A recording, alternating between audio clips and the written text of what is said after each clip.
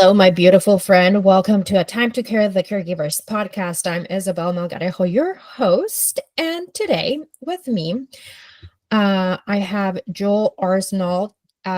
He's a financial advisor. And one of the reasons I really like him is because um, his way of perceiving life, he believes that everybody should have a financial advisor. And And I find it really funny because when he's networking, he will claim the weirdest jobs just to bring a different perspective. So, because he is one of those people that would like to connect with you before asking for your business. So that is very unique about him, and that's why I wanted to talk with you. Welcome, Joel. Thank you. And I can explain that a little more too, if you want. So just before we started recording, we were talking about I don't know how many different topics.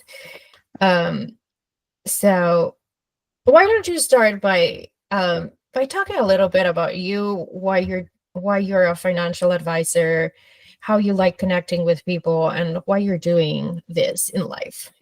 Sure. Well, I'm a financial advisor that hates math. So right there you go. Already it's serious. Like, what? How does that work? Um, so my why, is I tell clients and folks, I'm in the midst of five, and when I went into kindergarten, my oldest sister went to college. So he's like a 14 and a half year. Yeah.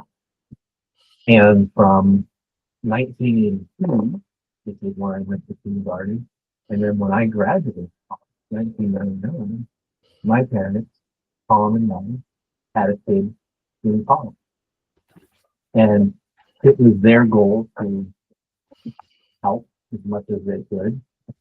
Um, Dad worked in the local paper mill for 46 years as a piper or a pipe fitter.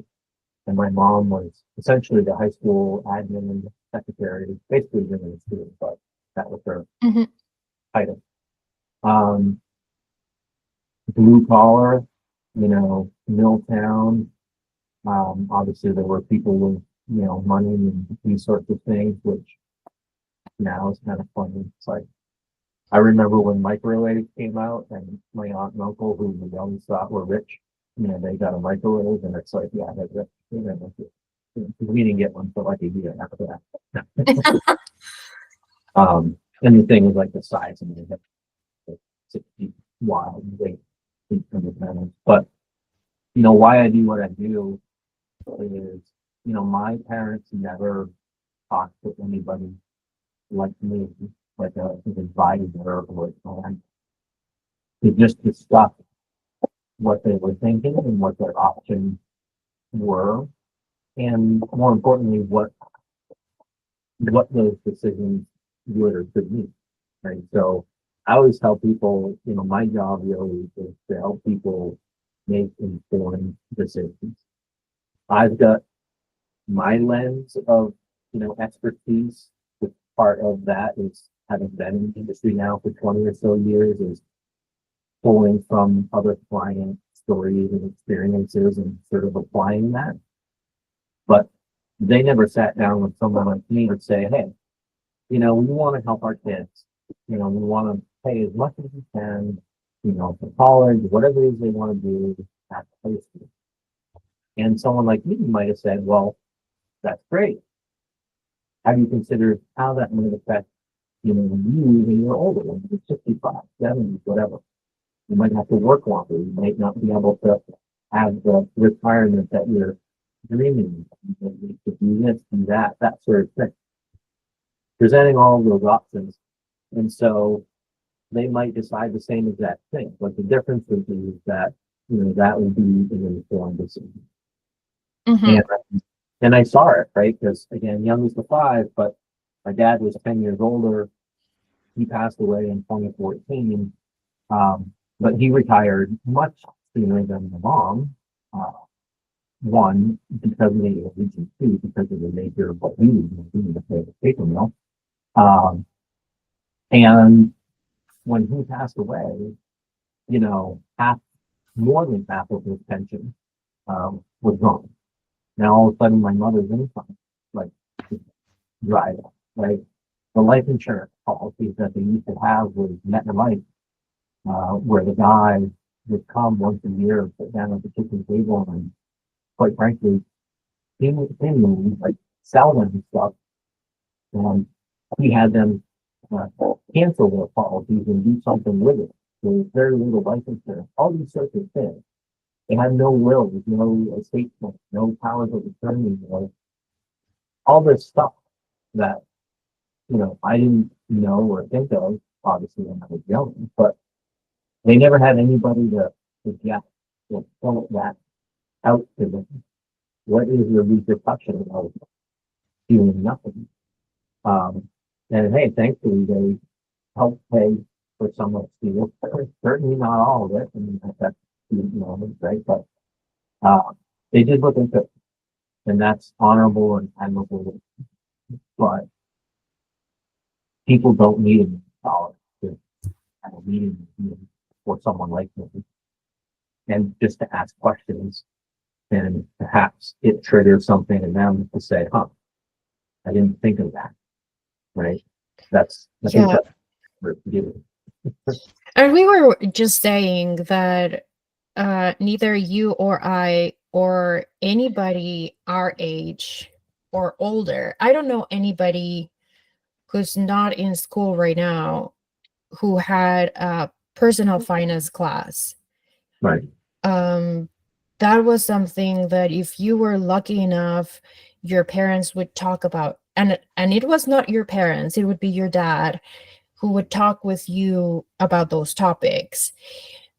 And most probably you would hear those topics if you were a boy, not a girl, because how it was perceived, men would be responsible for the household and bringing the money in. So Right.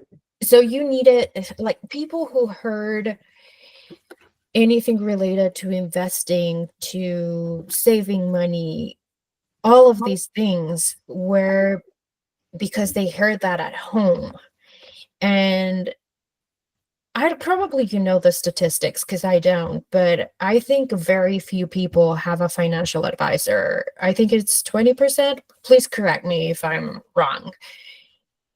Yeah, I don't know GDP, but I know it's pretty low. Certainly less than 20% would be accurate. And I think a lot of that has to do with kind of what you're talking about. The whole Rich Dad, Poor Dad, that author Richard Saki or something like that. Which I guess maybe he loved the whole rich and poor dad thing, but the concept is true, right? Like his parents, his family didn't talk about it. And when he went to visit his friends who were rich, they talked about money and stuff all the time. Yes. And it's like, and it doesn't mean that, again, you've got $1 million or 500,000 or 10 million, right? Like, I would argue people who have less resources need a better plan, right? Yes. So yes. it's counterintuitive, right? Like, oh, you've got a lot of money, you should hire someone. It's like, well, yeah, to do certain things. Well, what if, you've got your job, you've got your 401k, you've got Social Security, and it's like, the egg is very finite, right? Well, what do you need to decide? Right? You need someone to, your option for health care or housing or, or living with it. So, Yes. And yeah, and a lot of my clients, they have to figure out work situations, because if they lose their jobs, like, how is that going to impact in their future and their own savings? And that is something that I usually talk with my clients Are you taking provisions that will support you supporting your loved ones? What's going to happen if you have to quit your job? Right. So, and I think I've talked to you about it before, but sometimes I'll draw up with people kind of like a pyramid or a chart, right? It's like this is now, here is the future. Pretty simple, straight line. If we go up, here's your ideal future, right? Like, here's what I really, really want to happen. And here's my hopes and dreams and objectives and all that stuff. You've got ideal future, and then you've got below future, you've got drift, and then you've got below that, you've got crisis. And so I think what happens to a lot of people is they're here, and time goes on, and health care, long-term care, those sorts of things. Something happens. Now all of a sudden the future starts to return and starts to drift away, right? And if they don't course correct, if they don't know, then crisis. And that's when people have to sell houses. That's when they have to do things they don't want to do. They put stuff on credit cards. They take a loan. They have to go to the title loan place for 35% loan on your paycheck at your partner, something like that. You know what I mean? So my job, right, to help make informed decisions, to help someone create a plan, and to shift you back from the drift, right? Course correct, so that you never get to crisis. You never have to really pull in the reserve, parachute. Yeah. And people just don't see it that way. I'm not picking stuff here, but this is stuff we're talking about. What's the point? Yeah. Yeah, I agree. It's knowing, and I find it so interesting because if your car breaks down, you take it to the shop. If you're sick, you go to the doctor. There are two things in particular that we don't look for professionals. One is losing weight. We don't go to a nutritionist who knows a lot about food and what is the best plan for us. And the other thing is about money. We just start making decisions and we don't look for a professional that can support us. And I think in this particular case is because we're so afraid of voicing our lack of knowledge. It is, for me at least, it is embarrassing that I'm 39 and there are still questions about finance that I don't know. And I think a lot of people go through life with this shame that I don't know, and I should know these things. No, but I think what you're saying. But I agree. And certain generations, they have, the silent generation, depressing era generation, which my mother is 83, so 4. She grew up in a house with obviously her parents, but also her grandparents. And you didn't talk about money, that was a private thing. You didn't need to know that. And that sort of thread carries on through it. To your point with like diet and nutrition, I was talking to an accountant the other day, and it's funny, but this is very similar to like when we go to see the doctor. If my mother goes to the doctor, they could say, the earth is flat, basically, he's going to say, okay, well, the doctor said it. I believe it. But they're the smartest person on it, right? Like, we listen to the doctor. Yes. Doctors don't get trained in like nutrition, right? They're like learning, medical stuff.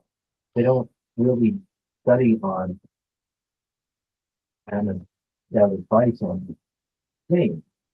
And if you think about most people's interaction at your doctor's office on a visit, it's getting better, but very few of us will ask questions, even though we know we should and go in.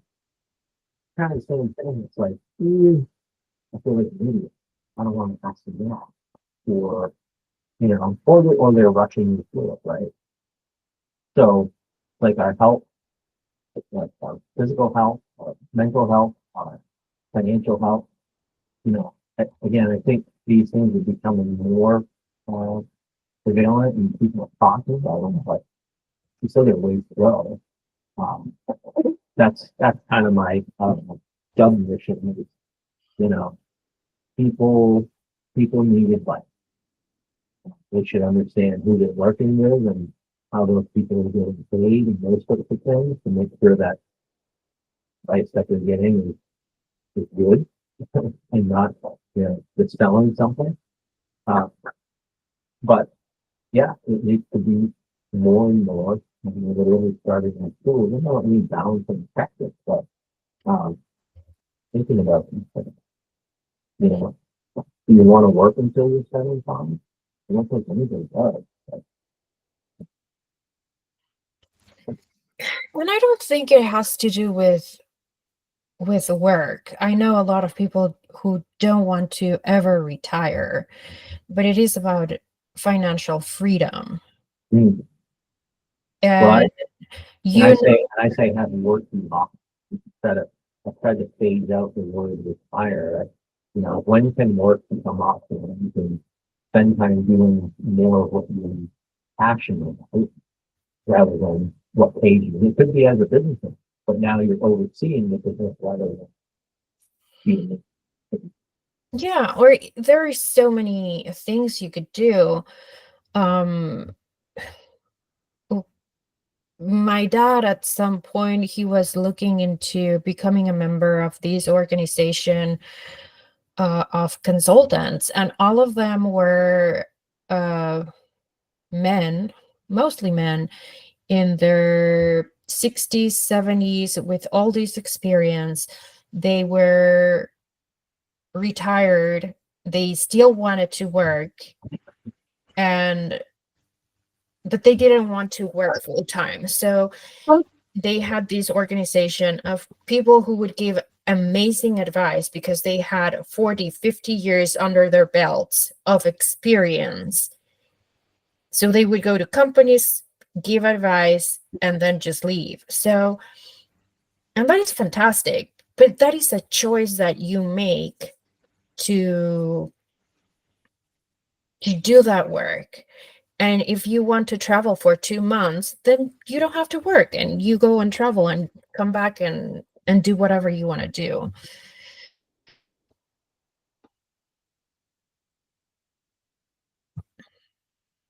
Longevity becomes a problem that people are living longer and obviously science and medical stuff is really progressing further and great stuff, happens crazy and good way, right?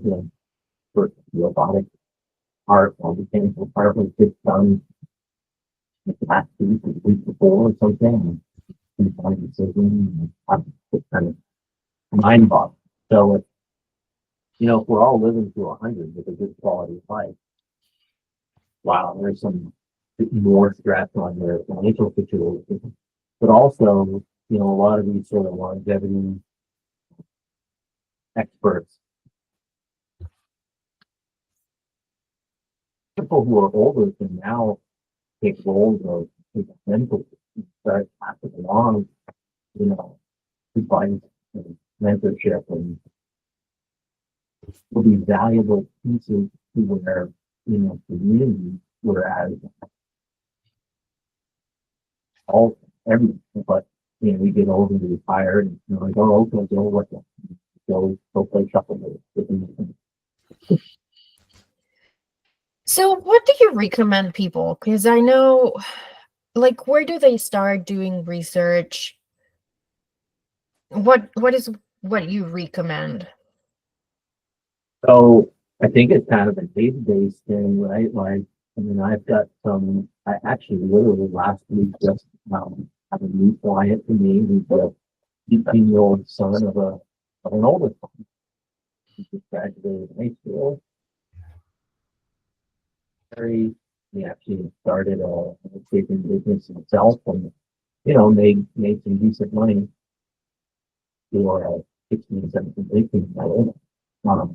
And, really wanted to start putting something away. And to your earlier point, this was due to the advice and support of his grandparents, who are very influential in their lives because they're single mom and the mother. Mhm. So when and what, I think if it starts in literally elementary, middle, and high school, teaching about these concepts, you know, people, if it was almost some sort of forced way to start saving, $10 a month when you're 15 years old, just doing that and literally closing their eyes and fast forward, 30 years, it put so many people that much further ahead. But it's not just about saving and, investing, it's about things other too of something like life insurance or long-term care insurance on the other end. It's about powers of attorney and state claims, beneficiaries, and all these sorts of things. And pieces into place, like we read about Maslow's hierarchy, for people to be productive, they have to feel safe and they have to be fed, and you kind of work your way up to where you can kind of go from like productive memory to society. I think it's the same way with sort of planning. You've got to start small, and I don't think there is a correct way. In fact, it's funny because no one's asking clients about the state plan and making sure they have stuff in place. And the estate attorney oftentimes, right? So if you have a kid like this young gentleman going into the U.S. Army, something happens to him medically, and the mom calls the hospital. Guess what they're going to tell her? Nothing. He's 18. He's an adult. And do you have a power of attorney, health power of attorney? Do you have these things in place to make sure that your kid, you're 18-year-old, right? You can still get information about them. So oftentimes, one of the simple things they do is going to college. I'll remind them, hey, let's call the attorney. You're going to get the power of attorney. If they get hurt, if they get sick, if you want their grades, what you're paying for, probably, you're not going to give it to you. They're in the bucket. Mhm. A lot of this doesn't have anything to do with investing. I think that's my main message to prospective clients is investing is a part of it, saving is a part of it. I think helpful. There's a lot of other things that are before they're investing. I say we start as young as we can and just start sprinkling the concept. To your point, getting out in the open. Mental health, good kind of similarity, right? Like when I grew up, being a tough man, you don't cry, you don't feel emotion, right? All these sorts of things. That has seems to be continuing to soften, right? It's okay for show emotion now, more than it was, right? To talk about mental health, like, hey, you know what? I'm having a hard time with it. It seems to be okay for me. And for whatever reason, I think you're right. Like talking about money out in the open is still not quite effective. I think that's the acceptable. So, what do you recommend people to break those taboos or feel more comfortable talking about these topics? I think you have to, some way, sometimes you have to connect emotionally to them, right? You have to put them through the mental exercise of visualizing the thinking through the what if. You know, recently saw uh, a gentleman who was speaking at a conference. He was trying to get his team to come up with ideas on how to grow, right? Because they wanted to grow, not really experience. And then, nobody had it. And so he got up and laid down and boxes on and said, all Mhm. right, I'm dead.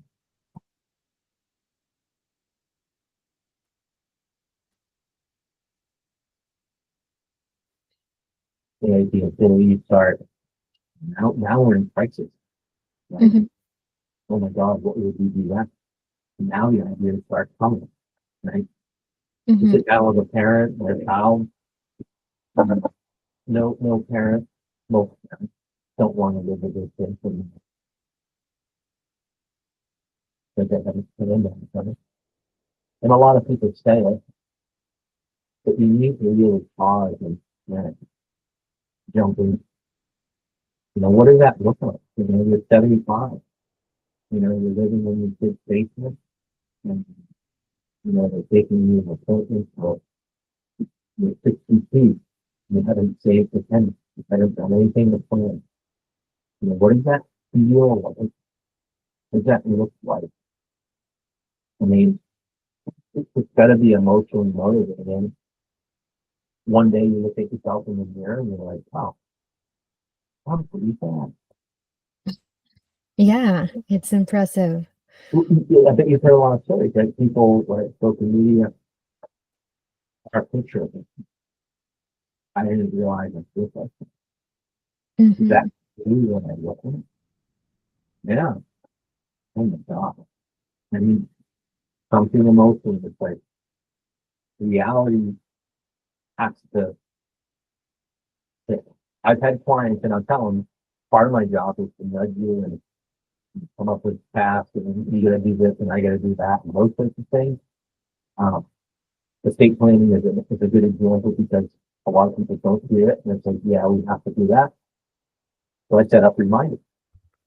I tell them it's like, look, after a certain amount of time, like, I've asked you 6 times. I've set up an appointment, you set up an appointment and haven't done anything. Is it really important to you? Like, because if you die, it's going to be a complete mess. And I guess you're okay with it. Oh, have you Yeah. given up on your planning?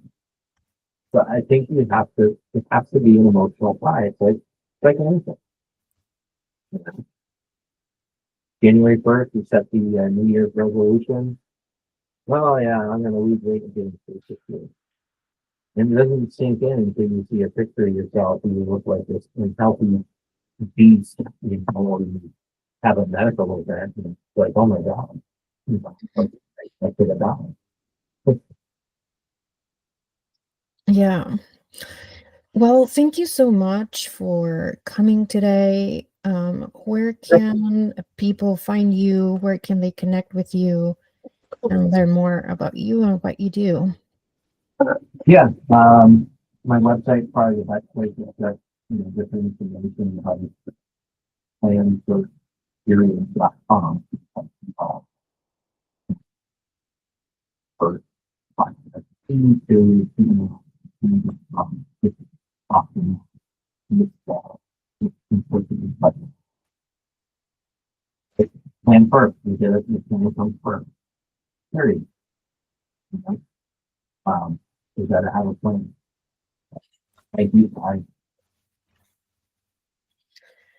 Well, thank you so much for your time. I appreciate it, and I hope to catch up soon.